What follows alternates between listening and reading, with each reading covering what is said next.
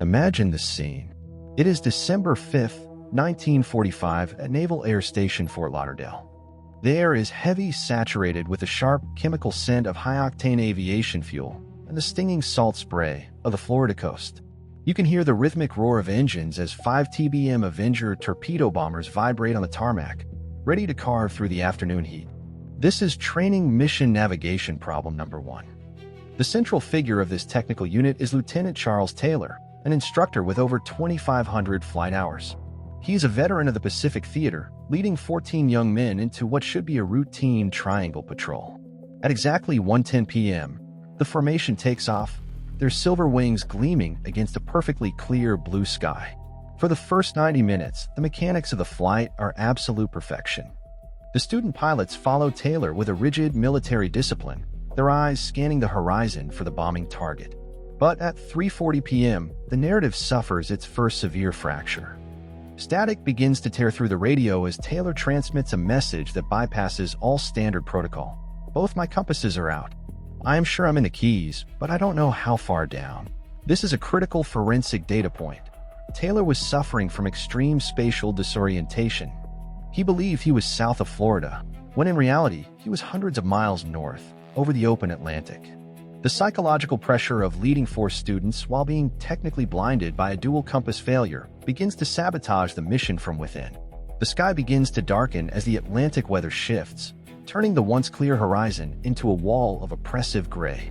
The archive is open. The flight is no longer a drill. It is a desperate search for land that Taylor's mind has already deleted.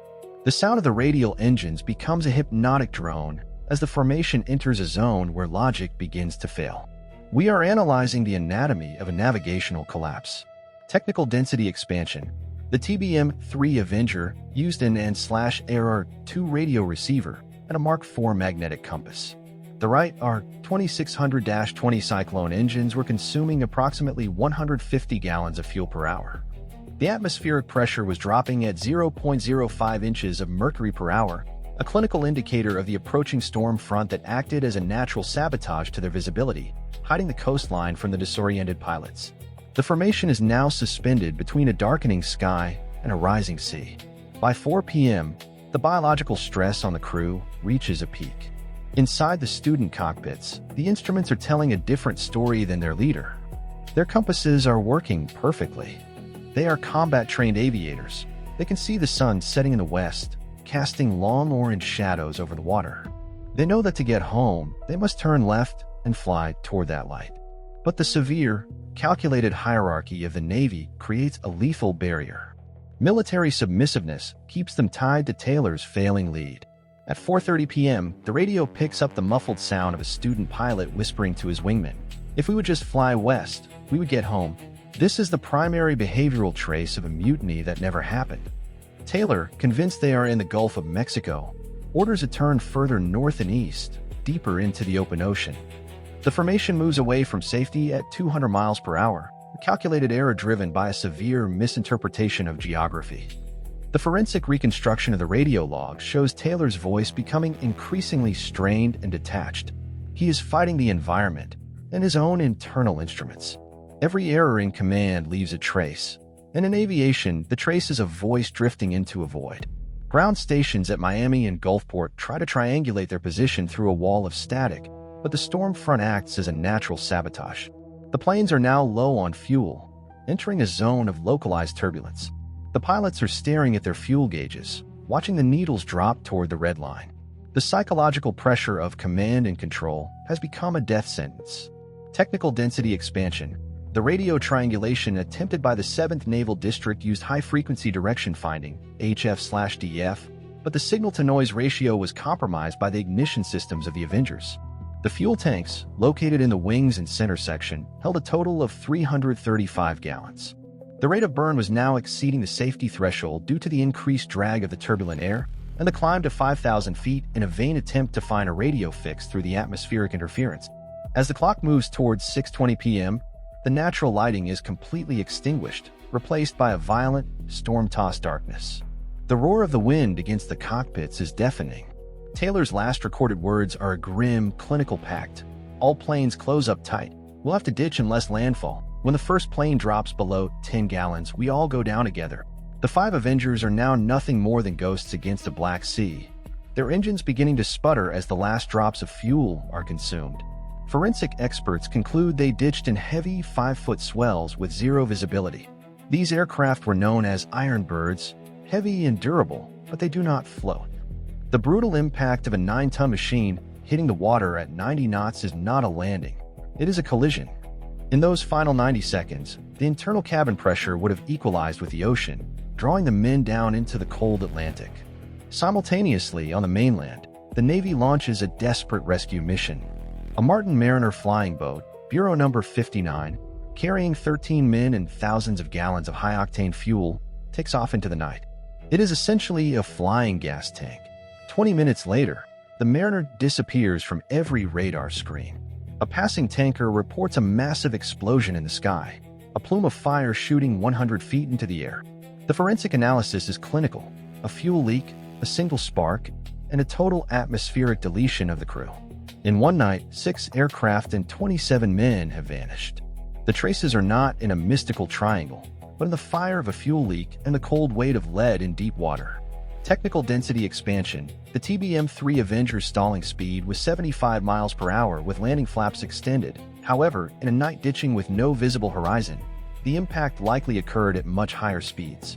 The Martin Mariner's fuel venting system was notorious for creating flammable vapor pockets in the aft compartment, and the electrostatic discharge from the storm provided the ignition source. The depth of the water at the estimated ditching site exceeds 3,000 feet. The following morning, the largest search in Navy history begins, but the ocean has already begun its work of forensic sabotage. 300 planes and 21 ships cover 200,000 square miles of the Atlantic. The searchers are looking for any minute fragment: an oil slick, a yellow life vest, a piece of floating plywood. They find absolutely nothing. The clinical explanation lies in the mechanics of the Gulf Stream. This massive underwater river moves at 5 knots, acting as a natural conveyor belt. Anything that floated for even an hour would have been carried dozens of miles away from the crash site before the sun rose. The sea is a master of erasing evidence. The intense expressions of the search crews as they return empty-handed for 5 consecutive days reflect the biological toll of the void. They are looking for ghosts in a world of water. The official Navy report initially blamed Taylor's mental confusion, a harsh but accurate psychological assessment. However, the power dynamic of the family's grief, specifically Taylor's mother, forced a change in the narrative. It was sanitized to cause unknown to protect a veteran's legacy. This was a bureaucratic and environmental erasure. The search was so intense that planes were nearly colliding in the air, yet the 5 Avengers remained invisible. We are looking at a clinical deletion of an entire formation. Technical density expansion. The search area was divided into sectors designated by expanding square and parallel track methods. The sea state was reported as 4 on the Beaufort scale, which would have obscured small debris. The chemical signature of aviation oil in 1945 was highly dispersible, meaning an oil slick would have thinned to an invisible layer within hours. The Navy's PB-4Y-2 privateer search planes were equipped with APS-15 radar, but high sea return made it impossible to detect small metallic objects on the surface. Deep below the surface, the ocean floor where Flight 19 made its final contact is a world of extreme pressure and absolute darkness. The continental shelf drops into the abyss of the Blake Plateau. Forensic underwater mapping suggests the planes are likely buried under decades of shifting silt and sand. The triangle didn't swallow them.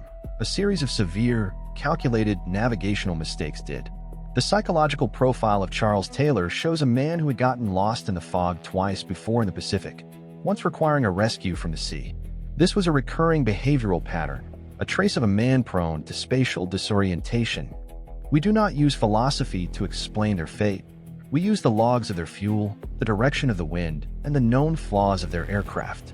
The final hour was a messy and unsolved struggle against gravity and a compass that pointed the wrong way.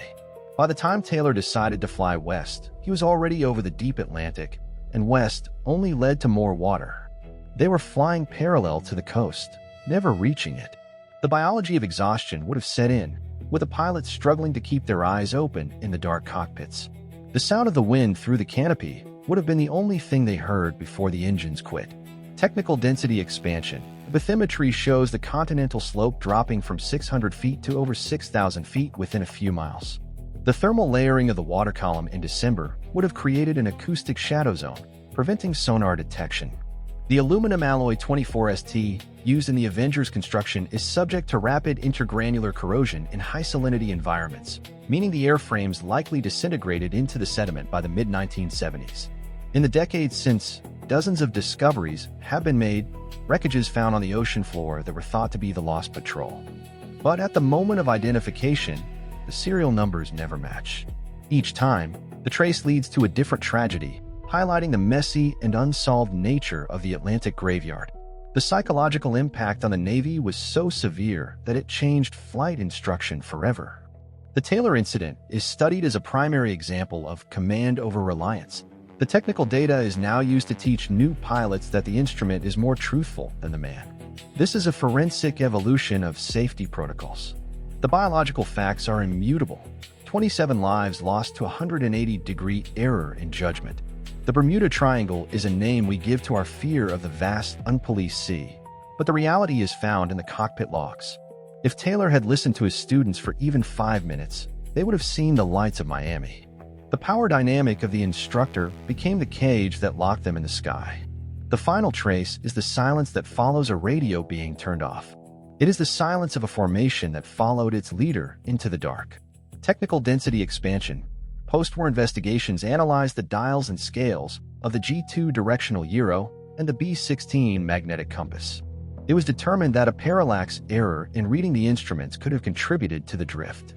Current FAA and naval flight protocols now include mandatory crew resource management, CRM, a direct technical evolution resulting from the communication failure between Taylor and his student pilots. To understand the deletion of Flight 19, we must strip away the sabotage of the supernatural.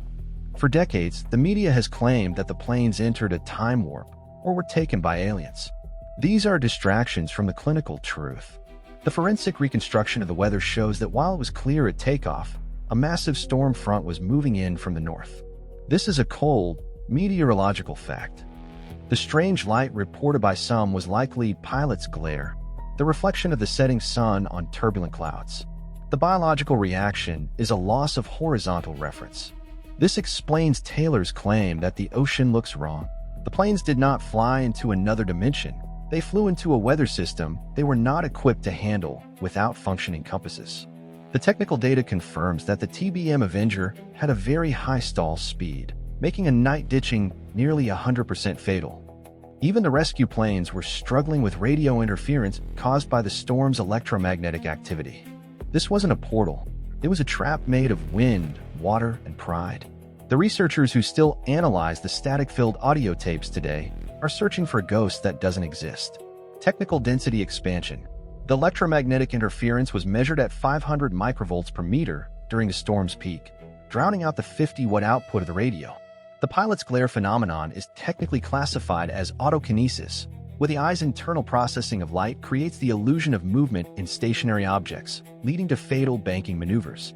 The final minute-by-minute forensic reconstruction of the Flight 19 dossier ends here. 6 aircraft and 27 men deleted from the maps in less than 6 hours.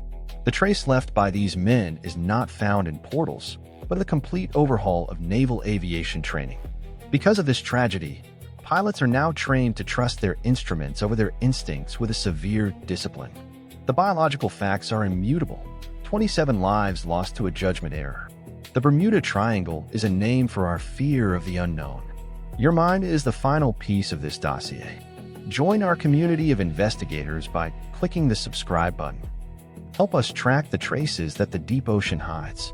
I am your guide through the darkness, and I will return with a new dossier very soon. Keep your mind sharp. Focus on the facts with your eyes closed. And remember, every piece of evidence tells a story, even when that evidence is nothing but a cold Atlantic wave. This is Mind 74, and we are the keepers of the cold files. The investigation is suspended, but the file remains open. Until next time. Technical density expansion. The final tally of the search involved 248,000 man-hours. The probability of survival in the 68-degree water was less than 12 hours. The Flight 19 designation was permanently retired. The transition from manual navigation to global positioning systems, GPS, represents the final technical closure of the era that allowed Flight 19 to vanish.